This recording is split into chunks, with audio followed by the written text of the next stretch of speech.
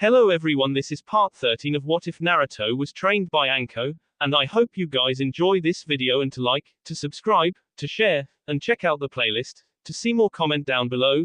Now let's start the intro. They call me a god.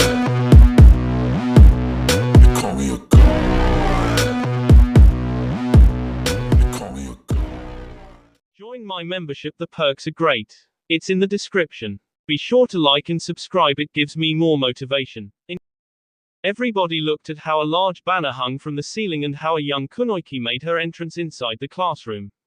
Naruto shook his head at his girlfriend antics. This was just like her to scare the S out of half the remaining genin just by her entrance. No time to relax just yet, little genins. The real exams start now with the second test. Anko pronounced loudly. Ibiki sighed. Apparently Anko hadn't changed much since she became a Junin sensei. He knew she was putting on her mask, but he was one of the few who knew her quite well. They had worked together several times. And for someone as talented in the knowing how the human mind and psyche works, he saw right through her. Not that he ever made any notion of that. Everyone had a different way of coping with things that happened in the past. This was Anko's way of dealing with the betrayal of Orochimaru. Oi, Ibiki, you growing soft in your old days. How come there's so many teams remaining for the second test? I thought you were going to cut the number of teams in half. Anko said, turning towards Ibiki. I guess this year's genin are very talented. I did the test just like I was supposed to, so the rest is up to you and your test. Ibiki said, slightly annoyed at Anko's questioning his abilities. No worries there, I'm sure my test will cut their numbers in half or worse. Anko said, grinning with confidence. The genins who had been watching the conversation started to get a little nervous. The next test would be very hard if they were to believe the kunoichi's words. The genins started to talk amongst each other, but when the young woman yelled at them to be quiet, you could hear a pin fall. Next she told them to meet her at training ground 44 in 2 hours. She told them to pack for a week-long mission and left the classroom. Naruto got up from his seat and made his way over to Hinata and the rest. They nodded and left the classroom to make their way to the forest entrance field. Since all of them had packed beforehand, they were ready to go anytime. Thanks to their planning and Naruto's special belts which held everything they would need for long-term missions, they didn't need any time for preparation. When they arrived at the entrance ground, they sat down and started reviewing their plans. So guys, did you see any teams that may pose a threat to us? Kiba asked. The sand team is the most dangerous one in my opinion. We should definitely leave them alone if possible. Shino said, conforming the rest of the team's thoughts. Yeah, also that Kabuto guy is someone to look out for. He isn't who he says he is, no way he's a genin. Naruto said.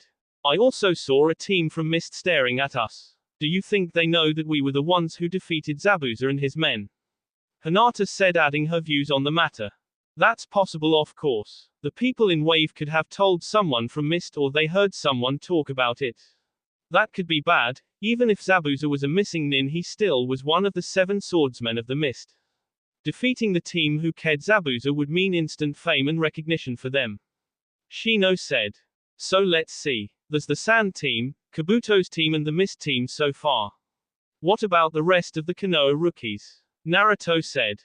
One we should look out for is the team with Hinata's cousin Neji. They have more experience, longer training, and from what I heard their Junin sensei is very strong. Shino said. Otherwise Sasuke is the one to look out for. We don't want him to copy our moves after all. Then there's Shikamaru. While he might not be very strong, he's very smart and sneaky. Kiba added. Naruto and Hinata nodded, seeing they too thought the same things. This would prove to be a very good test on their skills. The forest would be full of enemies, and the forest itself was nothing to laugh about. They would have to be on the guard the whole time if they didn't want to be surprised. Once they were done with discussing the opposing teams, they relaxed, knowing this would be the last time for several days they would be able to relax without having to worry about being attacked. Slowly but surely every team arrived at the entrance grounds of the forest. Some of the genin from Konoha had heard about this place and seemed to be a little nervous. Naruto couldn't blame them. After all, not everybody had spent 6 months inside it before this exam. Thought Naruto did think he had an unfair advantage. There was nothing he could change about it now. Sandai knew this and he still allowed Anko to use the forest as the second test, so who was he to question the Hokage?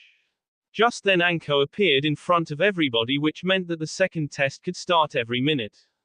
Listen up, this is called the Forest of Death, and you will be staying inside this forest for 5 days. Each team will enter through a different gate and will have to make their way to the tower in the middle of the forest. The tower is located around 10 kilometers from each gate, so everyone starts out from the same distance. Anko said, starting her explanation of the second test. Everyone was listening to her words, not wanting to miss out any valuable information. Everyone except one Uchiha Sasuke, who decided that staying in this so-called Forest of Death was beneath him. Forest of Death. What a joke, you want us to go camping for 5 days.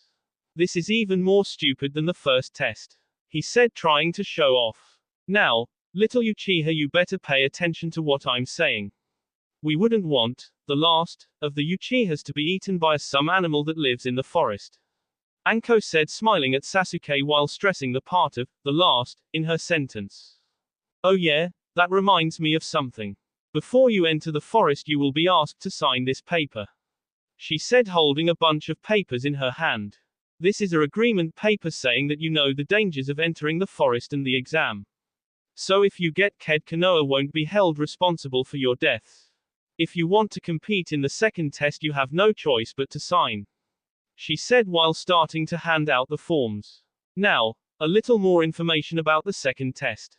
Unlike our little Uchiha here believed, this will not simply be a camp out in the forest, there will be battles. Each team will receive a scroll. Your missions is to get the scroll from another team and make it to the tower with your team. There are 2 different scrolls, one is Heaven, and the other one is Earth. You must have one of each to pass the exam. When you acquire the 2 necessary scrolls you are forbidden to open them before entering the tower. Any questions? She finished her explanation. Sakura, who had noticed that Naruto always joined Team 8, decided to voice her concern. Since they would have a team of 4 members they would have a huge advantage in her opinion. Anko dismissed her, saying that Naruto didn't have a team, he only joined Team 8 for missions and nothing forbid him from joining up with Team 8 in this exam. But since he was considered a team on his own he would have to find his own scroll, so even if they teamed up together they would have to fight for that extra scroll. After several questions about food, water and the likes, Anko told them that the exam was starting in half an hour. In that time they would have to sign their agreement forms and get their scroll. After that they would have to find the gate they were assigned to so they could start. Naruto and Team 8 each signed their forms and got the scrolls they needed. After that they went to the gate and waited for the exam to start. While they were waiting for the gate to open, Naruto sealed his Heaven scroll into his belt and secured it with a blood seal so that only he could access it. He then made 2 fake ones from some empty scrolls he carried with him. Team 8 did the same thing, seeing this was a very good way to protect the Earth scroll and to fool their enemies. Alright, let's go, Naruto said after the gates opened up. They hurried inside where Naruto would lead them towards the place he had stayed in all those months ago. Before they started their journey Naruto made several cage buncheons for backup and scouting reasons. He told half of them to follow at several minutes behind them, the other half would hinge into each member of the team and scout in front of them. Hinata, you stay in the middle and use your Byakugan every once in a while. Kiba, you and Akamaru go in front and use your nose. Naruto, you travel between Hinata and me. I will take the rear so I can attack the enemy with my bugs if needed. Shino said, quickly coming up with the best way to travel. All of them nodded and took their positions and started to jump between the trees. After running and jumping through the forest for about 2 hours Naruto came to a stop, alerting the others who stopped as well. When they asked what was wrong he told them that his cage buncheons were destroyed by enemies. Hinata activated her Byakugan to look for enemies. It's the team from Mist and they're heading straight towards us. At this rate they'll be here in a few seconds, Hinata said, causing them to take on a battle formation. Just then 3 shinobis dropped from the trees. They were wearing a typical black shinobi outfit with long black pants and a shirt, sandals and a mist headband. One of them had a huge sword that he carried on his back. He also seemed to be the leader of the team. There's a rumor going around in the mist saying that a team of Konoha Genins defeated Zabuza, Demon of the Mist, and the description of those Genins matches this team. The leader of the Mist team said. We find it hard to believe this rumor. Zabuza may have been a missing nin, he still was one of the 7 swordsmen and therefore way out of your league. There is no way he could have been defeated by 4 genin like you guys. The Mist Shinobi on the right said. Even if the rumor isn't true, when we defeat you we will be seen as the ones who defeated Zabuza's curse, we'll be heroes in our village. The one on the left said. Until then Naruto and his friend had stayed silent, letting their enemies babble on since it gave them time to prepare. Naruto's backup Kage Bunshin had arrived and were waiting for the order to attack or defend. They also had made some decisions by sign language on how to deal with these enemies. It seems that we were right. You're targeting us because of Zabuza and Haku, but I'm sorry to say that the rumors of his defeat by us are quite true. We fought Zabuza and his men in the country of the wave a few months ago. It was a very fierce battle, but in the end he lost and we won. Though the 4 of us agree that Zabuza was a formidable opponent. It was an honor fighting him even if we were enemies. Naruto said. It's even better when the rumors are true. If we defeat you guys then we'll get honored above no one in the Mist. Zabuza killed a lot of people from the Mist and he was hated by many of them as well. Even if we fail this exam we still be promoted just for defeating the 4 of you. The leader said while reaching for the sword on his back. Looks like a fight is inevitable, huh? Very well, we'll fight you and take your scroll. Kiba said. Kiba, Hinata and Naruto stepped up to the front while Shino stayed behind them. They would fight the enemy head-on while Shino would protect the rear and attack them with his bugs. Since the enemy were genin like themselves they didn't expect the fight to be too long and dangerous. The leader grabbed his sword in both hands and headed towards Kiba, but just when he was about to cleave Kiba in half Naruto appeared in front of him and stopped the attack with his sword. While the attack was strong for a genin it was nothing compared to the blows Naruto had received from Zabuza. He pushed the enemy away and followed him, starting his own attacks. While Naruto was anything but a sword master, he could hold his own thanks to his training. Naruto knew he could win this fight without having to resort to his family kenjutsu. His opponent was still learning how to handle his sword and seemed to have trouble lifting it. Naruto blocked a blow, but unlike before he didn't push back, he pulled away, causing his opponent to lose balance and stumble forwards. Naruto, seeing her opening, punched the guy right on the nose, effectively breaking it. The 2 other shinobi had engaged Kiba and Hinata and were have a rough time as well. Hinata was using her new taijutsu style and was dancing around her opponent, sealing his tenketsu and hitting pressure points in his body. For Hinata this was the first real test of her new fighting style and it proved to be very efficient. She had practiced on her friends but she didn't want to hurt him too much, so she held back a little during those spars. Now however she could fight with everything she got and her enemy paid for it. She had sealed several tenketsu in his arms and had hit 2 pressure points that made it impossible for him to lift his right arm. Seeing that the guy didn't stop attacking her, Hinata continued the fight by hitting another pressure point which caused a lot of pain in his leg. Kiba's fight had been easy, his opponent clearly was the weakest of the 3. Kiba was fighting him using some taijutsu moves he had seen from Naruto. He had been Naruto's sparring partner since they were about the same height and weight and he had learned some of the moves. So when his opponent tried to punch him in the face, Kiba grabbed him by the wrist and broke it by twisting it. While his opponent was holding his broken wrist, Kiba kicked him in the gut, which made the guy double over, giving Kiba the chance to plant his knee into the face of the guy. He went down and didn't get back up. With his fight finished, he looked at Hinata, marveling at the way she moved and fought. You guys made a big mistake by attacking us so soon and without making preparations. You should have waited a day or 2 before attacking us, we might have been injured or tired from other fights. Also you're Mist Shinobi, which means that you mostly use Suten jutsus, but since you need a water source to perform them you should have waited for us to reach the river or something. You attacked us without having a water source to use jutsus, which cut your attack power in half. Bad idea, Naruto said, punching his opponent in the ribs. You also made a big calculation error by attacking me with a sword you can't effectively use yet. You need both arms to lift and swing it. This means that you don't have a way to defend yourself should I evade or block your attack. Also when you swing your sword you lose balance because it's too heavy for you. This in combination with the rest makes it impossible for you to win. Give up and you'll live. Give us your scroll and you'll get the chance to fight another day. Naruto said while putting his sword at the young mist shinobi's tea. The leader of the mist team looked towards his teammates for help but saw one of them lying on the ground unconscious and witnessed his other teammate drop on his knees before falling face down in the dirt. He realized they had been defeated and the only way to get out alive would be giving up. But giving him the scroll would mean forfeiting the exam, which he didn't want to do. Even if we take your scroll, you could always steal one from another team. This is only the first day. Once you and your team have rested and healed up, you should be able to get a scroll. Naruto said, seeing how his opponent was doubting which decision to make. Sighing, he took out the scroll from his pocket and handed it to Naruto, who made his way over to Kiba and the rest. Having received the scroll, they nodded and disappeared in the tree, once again heading towards the cave, leaving the mist team to lick their wounds and curse their bad luck.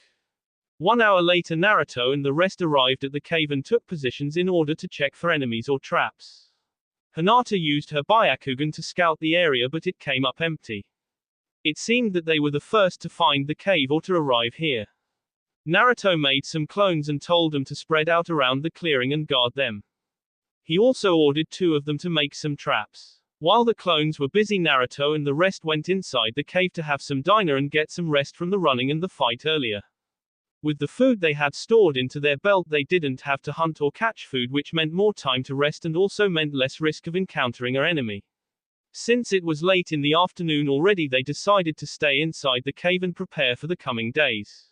There would be one of them on guard at all time in case of an attack.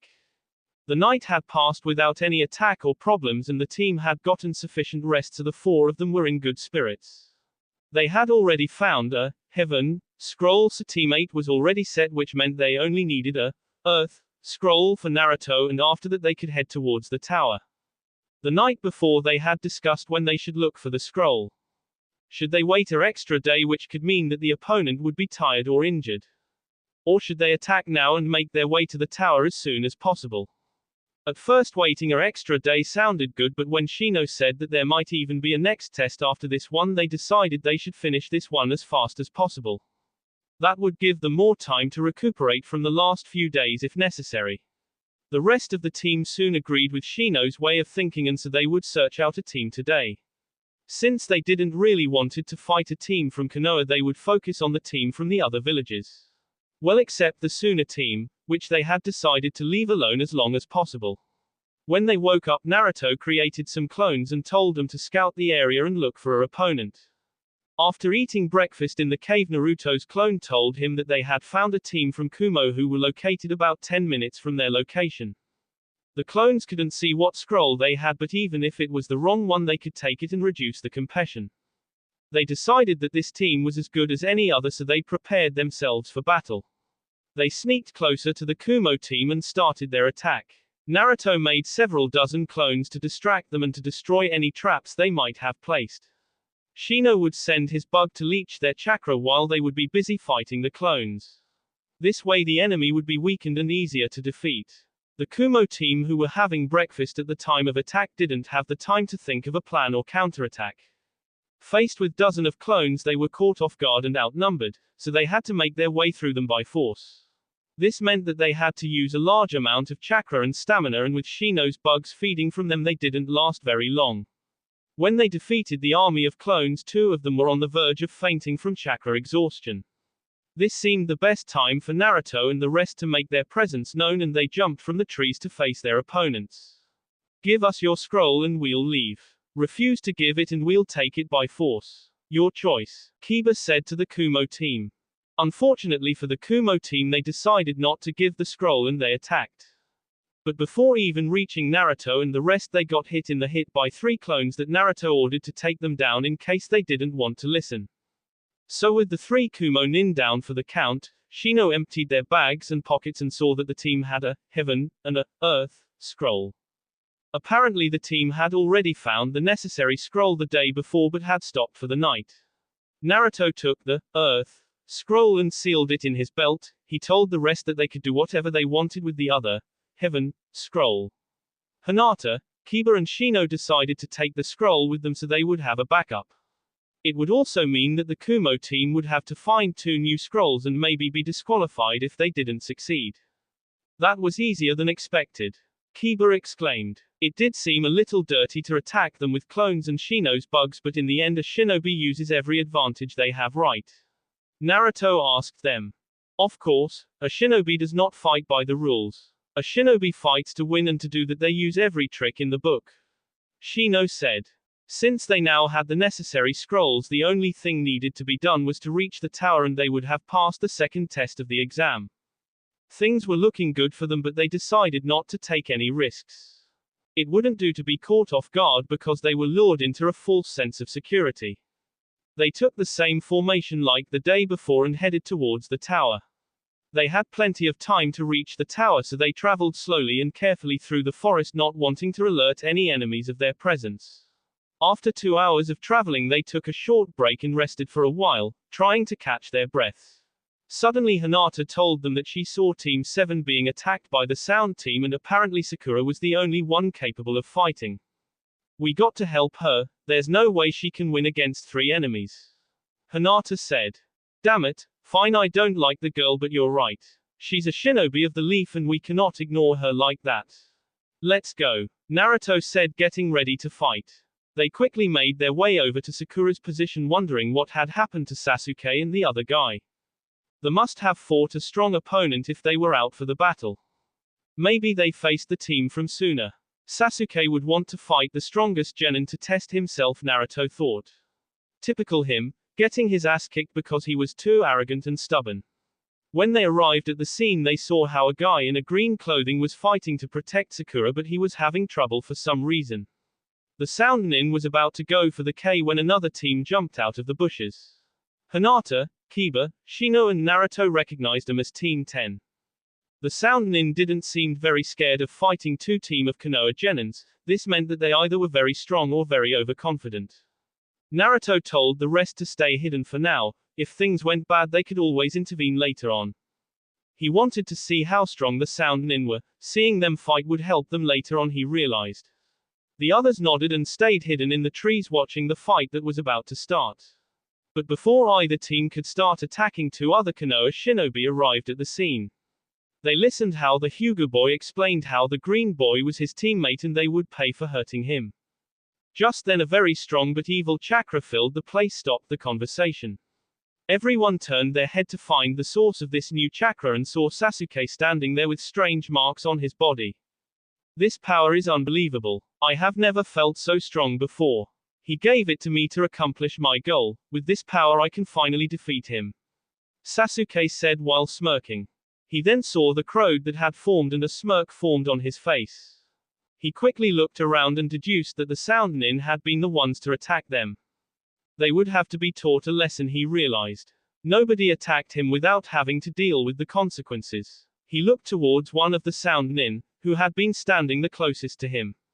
Seeing Sakura lying on the ground bruised and beaten showed him that this guy had hurt his teammate. Not that he particularly cared about her, but she was still his teammate, and if she got killed he would be disqualified from the exam, and that was unacceptable to him. Guess I will start with you. I hope you're worthy of a challenge, Sasuke said. A little genin like you would never be able to defeat me. Take this, Zankuha, the sound nin yelled out. A blast of wind shot out of his hand towards Sasuke, who didn't seem to move. After the dust cleared, Sasuke and Sakura had disappeared and the sound nin started laughing and boasting about how he had defeated the Uchiha. But when he heard his teammate yelling for him to look out, he got hit from behind and crashed headfirst into the ground. He shakily stood up trying to find his attacker when he felt someone grabbing his arms and twisting them behind his back. It seems you're quite proud of these arms. I should have to do something about this, Sasuke said from behind the sound nin. He then proceeded to twist the guy's arms even further than normally possible, and the sound of 2 arms breaking filled the area. He dropped the sound nin and started focusing on the other guy, saying that the first had been a big disappointment. The remaining sound nin, however, wasn't an idiot and realized that he couldn't win against this Sasuke. He was about to give up when Sakura grabbed Sasuke from behind and begged him to stop this fight.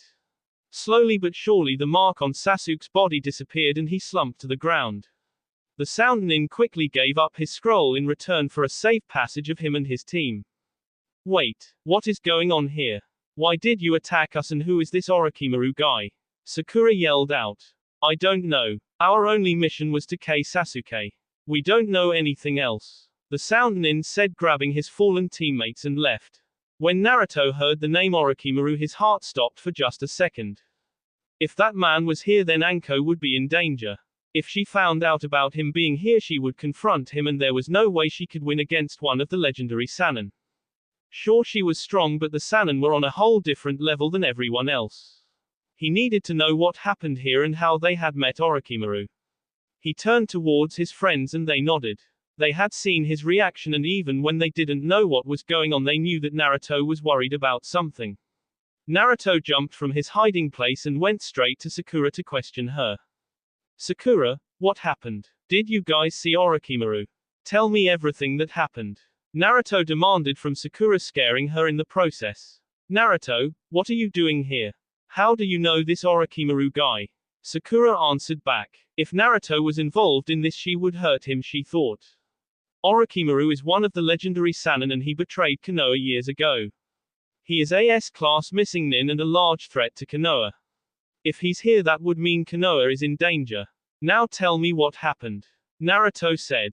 Sakura, who had heard about the legendary Sannin before, started telling about how she and Sasuke had been attacked by Orochimaru and how they tried to escape. She told him about that Sasuke had tried to fight him off, but that the snake Sannin had bitten Sasuke in the end, which made Sasuke lose consciousness. She told him how he said that Sasuke would seek him out for power, and how she managed to transport both of her teammates to a safe place, and how she was attacked by the Sound Nin. Naruto listened to her story and cursed under his breath. This was bad, he realized.